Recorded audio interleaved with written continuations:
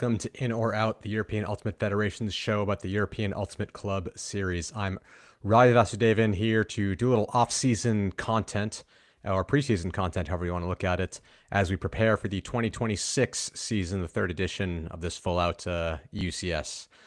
Going to have an interesting show today. We're actually going to have two segments. Firstly, we're going to bring on some people to talk about the Spirit of the Game Awards from last season.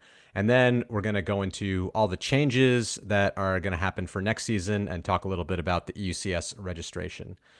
So to start things off, I'm going to welcome in Lloyd Slinger from the Spirit of the Game Committee from the EUF. And he's going to end up presenting the awards. But first off, Lloyd, how are you doing this evening? I am really well, Ravi. Thank you for having me on. How are you doing today? I'm doing pretty good. Can you talk a little bit about what this is? We haven't done this type of show yet. So what is this Spirit of the Game Awards for the 2025 season? Sure, absolutely. My name is Lloyd. I am on the Spirit Committee. We wanted to give an opportunity to celebrate Spirit of the Game and have a big award ceremony to honor the players and teams who have been able to compete at the Championship Series this year. So welcome. Great. All right. Well, then I'm going to leave the show for a bit, leave the show in your hands, Lloyd, and I'll be back after the Spirit of the Game Awards show to talk about the EUCS. Thank you. Enjoy. Hello again. Thank you very much for joining us tonight at In or Out. It's a real pleasure to be able to come and present this show for you. You may recognize me from the ENUC this year in Sweden or the spring invites for the women's division in Leicester in the UK. Could I have the slides up, please? Wonderful. Thanks, Nemo. Welcome. And yes, again, it is a pleasure to present this show. Let's have a review of the Spirit of the Game winners of 2025. Here we are. So the Spirit of the Game winners, they are all there up on the screen. It's been a really interesting and close season as far as Spirit is concerned this year. So congratulations to all of our teams and clubs that were able to compete at such a high level, and to the winners of the various tournaments this tournament series. The next slide, please. So just a quick overview of what our SOTG ranking and this particular presentation is about. It's really important for the European Ultimate Federation to celebrate the spirit of the game every occasion possible, and to highlight the Spirit of the Game winners and good, well-played things. Because of the tight schedules, we're not always able to present the awards, so this is why we are here. The Spirit of the Game ranking eligibility is just one tournament series per team. So lots of really good averages this season. So in terms of everything around Spirit of the Game scores, it's quite a high level, I would say. Nothing below 9 in the averages, which is great news for us. As far as our particular averages are concerned, with the nominations, we have Ranelagh, who won Spirit of the Game at all 3 of the ranked tournaments that they played in, and won the second division of EUCF, whereas Kapow ended up at both tournaments in top 3 SOTG teams.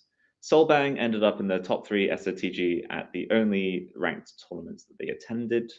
Whereas with the women's, we've got Horizon, who won Spirit of the Game at half the ranked tournaments they attended, and Sick, who won SOTG at one tournament and came second at their other one. Iceni won Spirit of the Game at 2/3 of the ranked tournaments that they attended, and even won the spring invite in Leicester. Whereas with mixed, Deep Space won Spirit of the Game at 2/3 of the tournaments that they attended, and were the runner-up at the EUCF. Frumix won Spirit of the Game at their tournament, and Colorado won 1 out of 2 tournaments they attended. Let's go over to the nominees. So here we are. That's Kapow, Solbang, and Ranelagh from GB, Switzerland, and Ireland, respectively. Let's see if we have someone from Kapow. I don't think we do. Okay, cool. Let's just move on to Solbang. Can whoever is attending from Solbang come along, please? Hello. Hello, that's us. How are you guys doing today? Very well. And you? Yeah, do that. Thank you. Do you have a particular question that you wanted to tackle? It's either how do you train the spirit of the game and pass it on to new players? What is your secret to keeping spirit high during tournaments? Or what are your biggest challenges as an SOTG captain? Yes, we thought about it briefly, and we would like to tackle the first question. First of all, of course, thank you for this nomination. It's a great honor for us to be in the top 3 teams for the Open Division. And we would like to talk about how we try to incorporate new people in our club or in our teams to the spirit of the game world. And I think we have been blessed a bit that, I mean, us two now, we already belong to the old guys in the team. But when we started, the old guys from that time, they really lived the spirit and kept the spirit high and treated it as really an important good of the ultimate frisbee sport. And we learned from them, and I think we managed to keep this vision and these goals of the spirit alive in the team. And now we just try to pass this on to the new people by explaining to them what it is about and why it makes our sport unique. And also, I think a precise example, for example, is that in trainings we try to take calls seriously as well, if the game mode allows it, and really take the time to explain to people what the call is about and how to solve it and what this means. And apparently this seems to work out well. That's a great answer. Yeah, no notes. That sounds excellent. Thank you very much, and congratulations on your nomination. Thank you. Lovely. Okay, so I'm just going to quickly check if there's anyone from Ranelagh to join us. I don't think there is, but just in case. Okay, lovely. So let's move on to the nominees for the mixed division. Okay, and so we have Colorado, Deep Space, and Frumix. Is anyone from Colorado on the line, please? Yes, there's. Hey, good to see Hello. How are you doing today? you. Mixed feelings because I'm missing practice today, but I'm also very. No, I hear that. It's very nice of you to join us tonight. Is there a particular question you'd like to tackle for SOTG? Well, I think for us generally, SOTG is generally what is, I think, part of our culture. For us, a lot of people, for them, it's the reason why we play frisbee and any other sport. So we have people who played different sports before and weren't happy with how our spirit was lived there, and they all came to our team or to frisbee. Very happy with how we treat each other, and I think that is how we try to treat each other within our team. We then also want to bring to the other teams that we played with, and I think that's what's really helping us to improve our spirit and good spirit. Excellent. That sounds wonderful. Yeah, and it's always nice to be able to represent the sport in that way. That's really great. Great. Thank you very much for that. I don't think there's anyone from Deep Space here, but can we move along to Frumix? Yes, hello. Hello, and welcome. Congratulations on your nomination. Thanks. Is there another question that you'd like to tackle? No, not particularly. I can just think about what my favorite question was the second one. What's our secret in keeping the spirit high during tournaments? Because tournaments like Spring Tour or Summer Tour are very, very high competitive, lots of intensity, and it's difficult in comparison to keep the spirit as high as it would be in training or fun tournaments or whatever. So we try to start at the warm-up with high spirit, keeping intensity high, but also the spirit high throughout the warm-up, throughout the game until the end of the game, focusing on what it means to be there, right? Enjoying the privilege to play against a lot of different teams from a lot of different countries. It was our first season with EUCS, and we played against teams we have never played before, not a single one we have ever met before.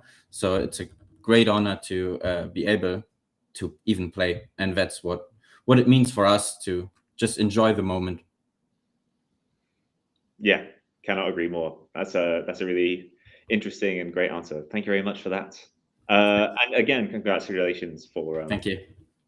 Getting nominated. Let's move along to the next division, please. And it's for the women's. SICK were able to send in a pre-recorded message, which was great. So we'll move along to Iceni. Hi there, how are you doing tonight? Hey there, really great, thanks. You? Yeah, not too bad, thank you. And congratulations on your nomination. Thank you so much. Is there a particular question as far as Spirit of the Game is concerned? Well, I think the answers to question 1 and 2 were so good and very much echoed what we were going to say. So I'll give question 3 a go, which was, what's your biggest challenge as a Spirit of the Game captain? It sounds like quite an obvious point, but I think balancing competitiveness and spirit is always challenging, and the biggest challenge that we face. You know, we're all elite teams, and as well as playing for joy, we also play to win, and that does mean that emotions can run high, and it can be hard to balance really wanting to win with keeping your spirit as tough as high as we want it to be and at the forefront of our mind. And I think that's when we really look to our leadership and our experienced players and to each other to really model what we want, what we want good spirit to be, and also to be able to look back at those games and with pride and say, yeah, we played as we wanted to do. We didn't compromise on anything relating to our behavior or to our spirit, despite even though it got really intense. And I think the other main challenge is probably like consistency. Like, not everyone on the team, and indeed between teams, interprets spirit in the same way. And so to make sure that we're aligned as a team, we try to, call everything at training as you would in a game, and make sure that we're aligned on how we would treat those things. And also at the beginning of every season, we have a bonding weekend and we discuss our values then. And I think that really kind of sets the groundwork for how we treat each other and our opponents throughout the season. Wow. Yeah, that's a great response. Yeah, and that bonding weekend must also be really valuable. Yeah, absolutely. It's a great time to kind of bring new players into the Iceni vibe and make sure that we're all on the same page for the season ahead. Yeah, 100%. Yeah. Thank you very much. And congratulations again on your nomination. Thanks, Lloyd. Excellent. And then finally, we have Horizon, who have also been nominated. Are they on? Hello. Hello. How are you guys doing tonight? Hi, we're good, thank you. Good, thanks. We're all here en masse. I wanted to tackle the first question, so I'm glad that Kat took question number 3. So we've got a bit of variation, which was, how do we train Spirit of the Game and pass it on to our new players? Horizon's a relatively new club. We've been going 4 years now. So when we established it, we had quite a lot of control over what precedent we wanted to set and the ethos that we wanted to build. And that's something that we're quite proud of having been able to shape and control. So it's very cool to be nominated. Appreciate it. And so from the very start, it was all kind of about this idea of trust and support. And so when we bring in new players, there's a really big push on making it a safe space to make mistakes and to learn. We do tend to take in quite a lot of newer players and train them up to compete at the European level. So we think that's how you make confident players and, reducing ego. And I think that carries over into the way that people present themselves on the pitch. Additionally, I'm also a big rules nerd myself. I'm a game advisor. And so this year I started bringing in like a rule of the session every lunch break, which I'm sure people love me for. But instead of just explaining the rule, it was a space for people to ask questions about it and bring up examples of things they'd had from other events. And we kind of workshopped conversations and how you might actually, like the tools you might actually use to resolve conversations in a way that is both concise and also fair. And I think that really helped and put people at ease a little bit more, because a lot of people do get stressed in calls, or they don't quite know what to say. So that was sort of quite a concrete thing that we did. And then my last point, we focus a lot on like controlling what we can control on the pitch, which is quite decoupled from the outcome of a match. So we try to promote kindness, fairness, and joy of play over a win at all costs mentality. And that's something that we're very proud of. What a wonderful response. Thank you. Yeah, especially when it comes to having a rule of the day. I think that's a really great way to keep fresh. So yeah, congratulations again on your nomination, and thank you very much. Yeah. Okay, and then we've got that pre-recorded message from SICK. So let's move along to that now, please. Great. Hi, we're Jenny and Pickens. We're the captains of SICK from last season. So SICK is a club based in London, and we compete in the women's division. And yeah, we're really excited to be nominated in the top 3 for Spirit Team of the Year in the EUCS. Yeah, we've been asked to share how we train spirit of the game and pass it on to our new players. And we think a lot of it comes down to the culture and environment of our club. And we practice good spirit while at trainings, which then transfers to tournaments. Yeah, so at trainings, we discuss calls in like respectful, timely manner. And we encourage players to have open and honest communication with each other. And we think that having a respectful and supportive environment helps build confidence, especially for newer players, with discussing calls. And then that transfers to tournaments with clear communication and keeping calls on pitch to just between the players as much as possible. We're sorry we can't be there this evening, but thank you very much for our nomination. We really appreciate it. Thanks, bye. Thank you. Wonderful. Okay, and the winners are from starting with the Open Division. It's Ranelagh. Congratulations to Ranelagh there, with Kapow coming 2nd place and Solbang coming 3rd place. Well done. And then for the mixed results, it's Deep Space as the winner, with Frumix and Colorado in 2nd and 3rd place respectively. And finally, for the women's division, it's Horizon. Congratulations, Horizon, on winning. That's excellent news. Thank you very much. Would you like to say a few words? Wow. I already said a lot of my words. Do you guys have any words? Yeah, I guess we just worked really hard to make this a big part of our club. So really proud that it's something that everyone else sees as well. It's really exciting. Thank you. But also shout out to Sick and Iceni too. You guys are great. Really excited. Thank you very much. Thank you. Wonderful. Excellent. Congratulations again. And congratulations to all of our nominees for being selected for this particular award. It's really great to see a really big mix of different clubs from different countries to come together and celebrate Spirit of the Game in this way. So without any further ado, thank you all very much for coming tonight. I really appreciate your time, and congratulations again to our winners. That's really fun. So again, that brings this particular award ceremony to a close. But I'll really look forward to seeing you all on the pitch very soon as the Spirit Director. Thanks again, and I'll pass it back over to Ravi.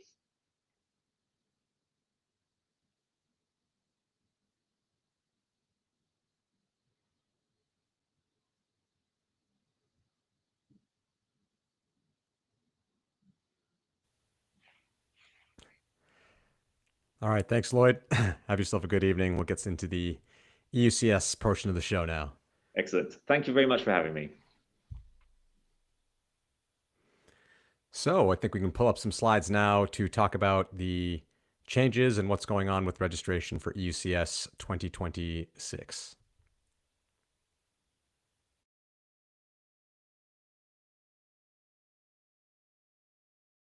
Things that's going on with EUCS 2026 is that we've actually formalized a rules document. It's now ready. The first draft is ready. So there'll be a QR code that shows up on your screen now. Also a link there. I think the slides will be available somewhere here. But if you go to that QR code all the regulations for what needs to happen for EUCS and all the roster rules, all the little things we've talked about on the show are now in one document and one place. So it's a lot easier for people to see where things are and make sure that if there's a conflict in the rules, that we know exactly where to go to make sure that we can state exactly where issues were. So yeah, that's one of the biggest changes coming up for this year. And here's some other major changes for the EUCS in the upcoming year. Number one, of course, is the tournament dates. We'll get into which dates are for the various tours and the Elite Invite and the EUCF for next year.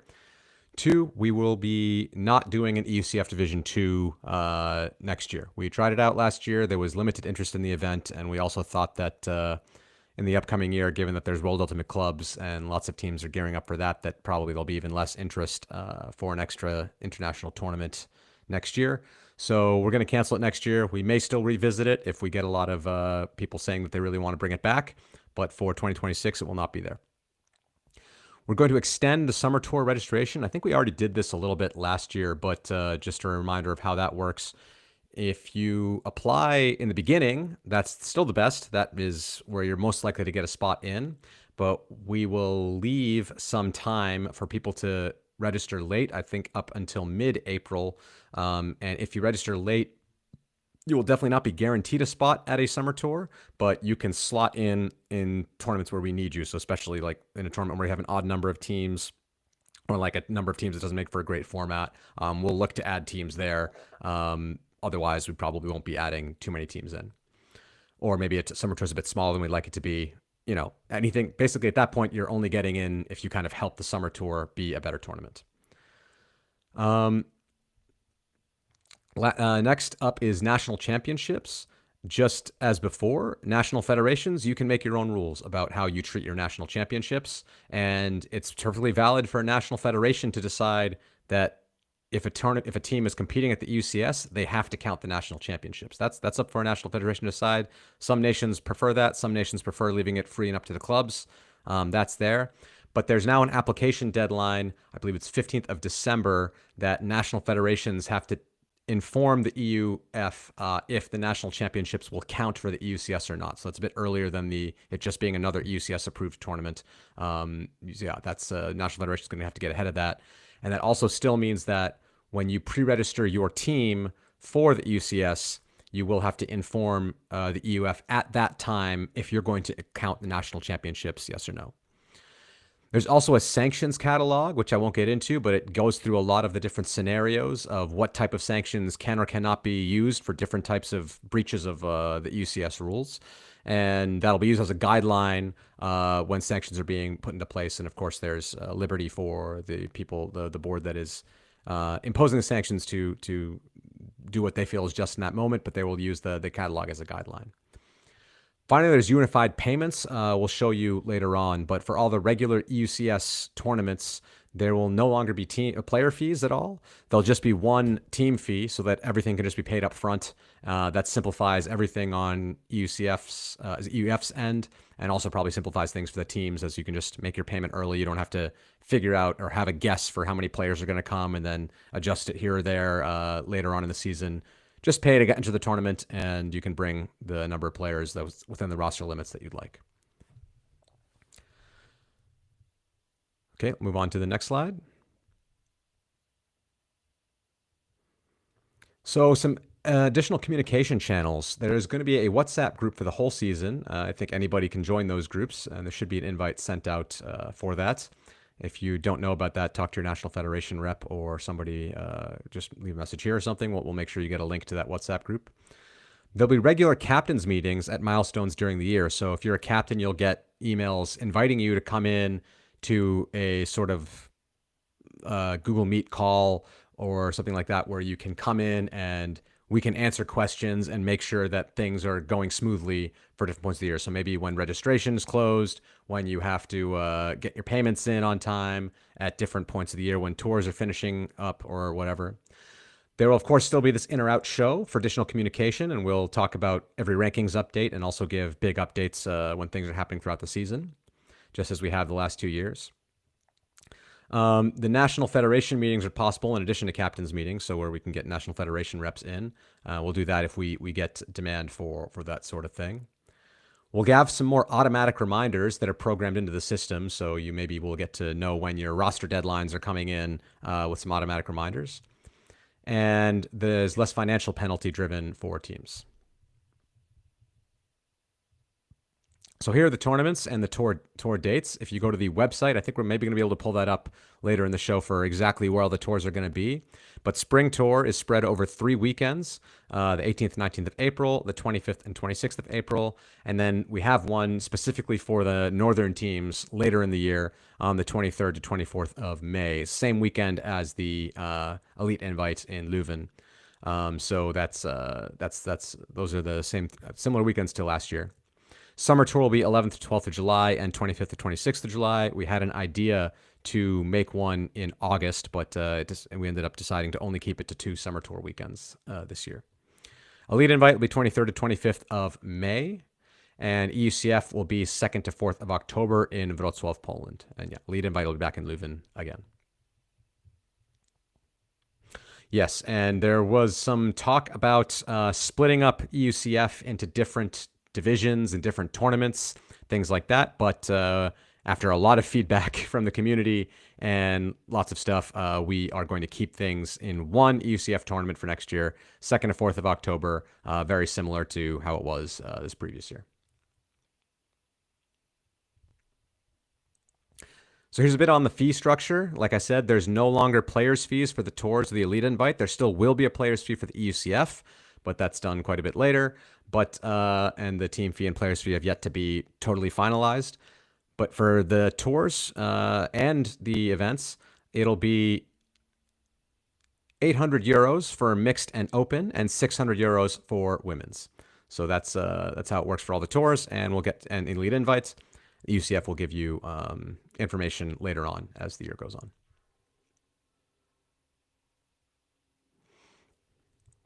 And again, I mentioned this earlier, but EUCS approved national championships. National federations must submit their national championships before December 15th. So that's coming up pretty soon. You have 4 more days to decide that. And you basically, as a national federation, have to tell us whether or not your national championships will count.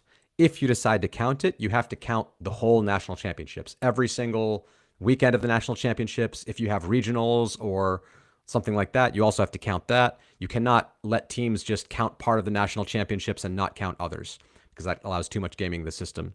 Then during the EUCS registration, teams need to tell the EUF if they're going to use their national championships for the EUCS or not. That is binding. You cannot take that back because you were unhappy about a tour or whatever like that. No, you have to stick to whether you're going to count it or not at the beginning of the season. In case of changes, teams need to inform the EUF and drop out from EUCS, and there will be an appeal process if you really have to do that. And as per always, a national federation can, if they choose, force teams to count the tournament for their national championships with the EUCS. But we've found that's not a one-size-fits-all solution. That works for some countries, doesn't work for other countries, so we leave that up to national federations to decide how they want to handle their EUCS clubs.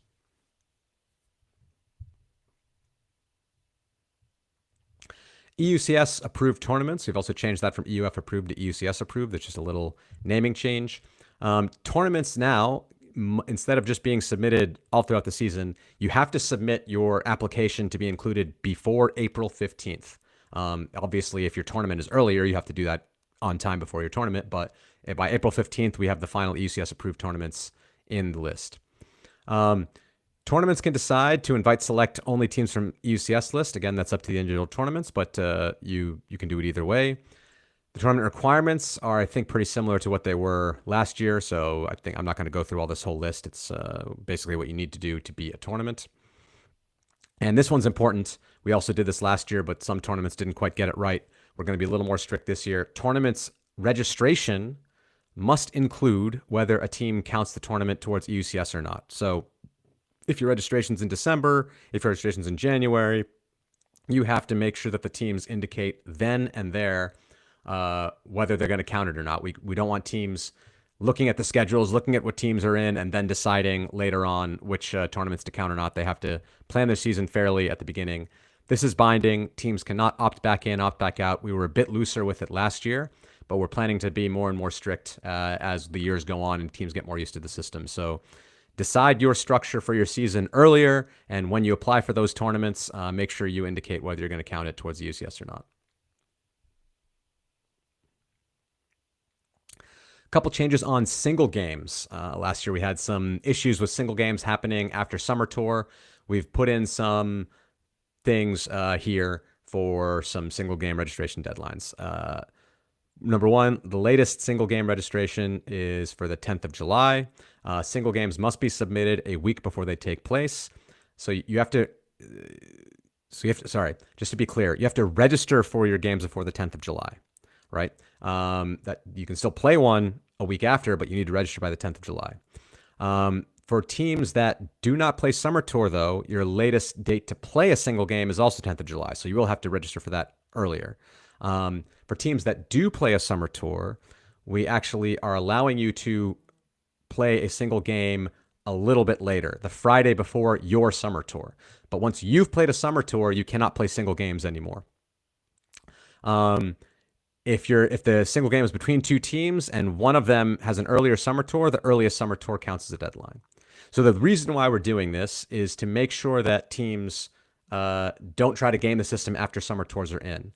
The reason why we still allow some teams to play one, like let's say their Summer Tour is a weekend later, and allow that is because some teams really need to get those games in, and the only way they can get those games in is by maybe showing up to Summer Tour a day early and playing a team that's going to be there, and we want to allow that flexibility. So we're still allowing teams that are playing a late Summer Tour to play other teams that are playing a late Summer Tour.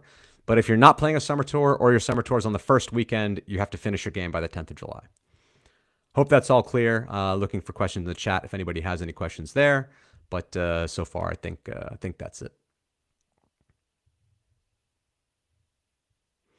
Here's just a quick look at the timeline. You can look at all of this on the EUCS website. I'm not going to go through all the dates here, but yeah, you can just take a look at this timeline as you want. And here's the end of the timeline, and we get all the way to the EUCF Division 1. Only EUCF we're having this year.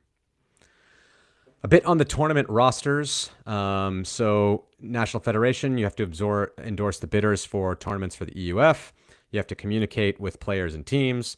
EUF admins, you have to manage your logins, manage your ranking data, etc. That's us. National Federation roster admin, you have to manage the master rosters, define internal deadlines for submission of master rosters. If you want to use other deadlines on the EUF's deadline, that's totally up to you.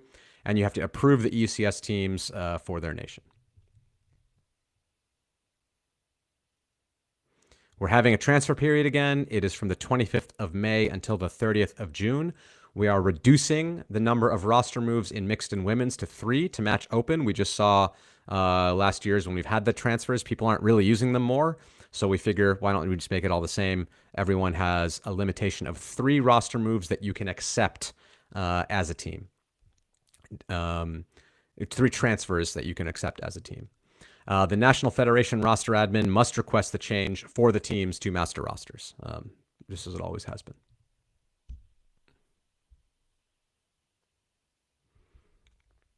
Here's some responsibilities for the tournament roster. The team admins, as per always, have to register the teams for EUCS, has to select the tournaments, manage the payments, submit the tournament rosters, also submit the single game results if you play in a single game, and manage the player information. Each individual player has to input their player information. They have to accept a participation agreement, upload their WIFDIF rules accreditation certificate, and accept and decline any move requests that happen. And then if you're an EUCS approved tournament admin, you have to apply for EUCS approval, again, before April 15th. You have to communicate with the teams that it's going to be an EUCS approved event. You have to, one thing's missing here, you have to ensure that teams register with their binding decision to count your tournament, yes or no. And finally, you have to submit the tournament results to the EUF very shortly after the tournament. But all the details for deadlines and stuff is in the EUCS approval document. So feel free to scan and look there if you want.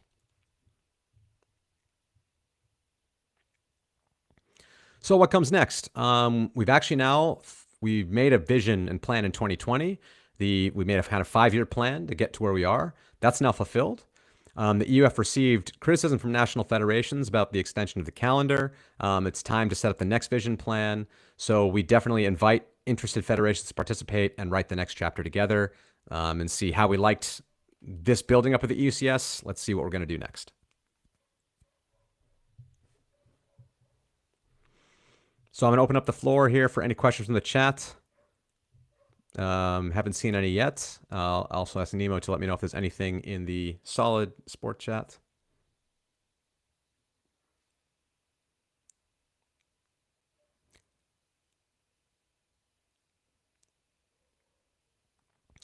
Lastly, if there's no questions, EUCS registration is open. There's the QR code on the screen. So feel free to scan that in and go get yourself registered, and we can have another great EUCS season. Looking forward to it.